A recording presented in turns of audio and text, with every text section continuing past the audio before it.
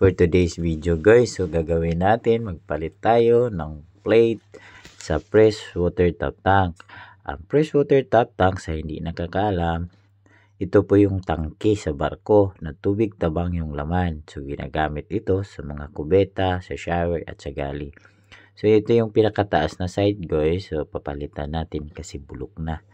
So itong video natin guys, sharing idea is the best. So yun yung vlog natin sa pang araw-araw na gawain natin dito sa barko. So ako pala guys, minsan sa dagat, minsan ako kadalasan dito sa lupa. So nagiging maintenance na ako dito sa aming kumpanya guys. Kaya yung mga gawain ko talaga kahit ano-ano na. Pero pasensya kayo guys ha, hindi hamak tayo ng baguhan lang. Yung kulang pa talaga sa karanasan.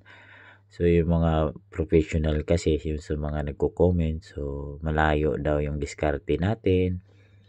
Kaya hindi daw tinuturo daw sa kanila. Siyempre baguhan pa tayo guys, pasensya, hingi tayo ng pasensya na baguhan tayo, kaya yung mga diskarte natin so pang mahina talaga compare sa kanila. So shout out sa mga basher na mga ganyan yung mga nagko-comment ng mga ganyan. So sir, saludo kami sa inyo kasi professional kayo So sa akin naman share, so sinishare ko lang naman tong araw-araw na trabaho ko sa mga kababayan nating Pilipino.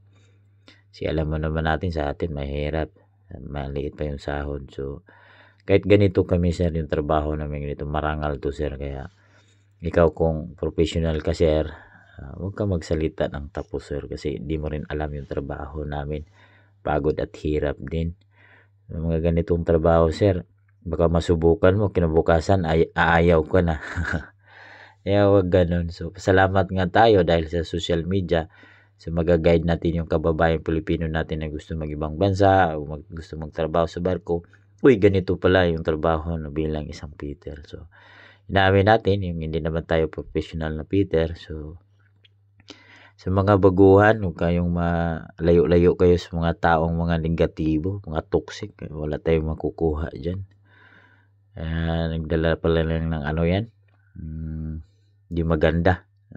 Hayaan natin yan sila. Buhay din nila yan. So, ganito lang guys pag magtrabaho ng fitter dito sa barko. Pero pag running vessel guys, hindi mo talaga ito maranasan. Minsan maranasan mo talaga kung kailangan na talaga. Kadalasan ito ginagawa sa yard talaga.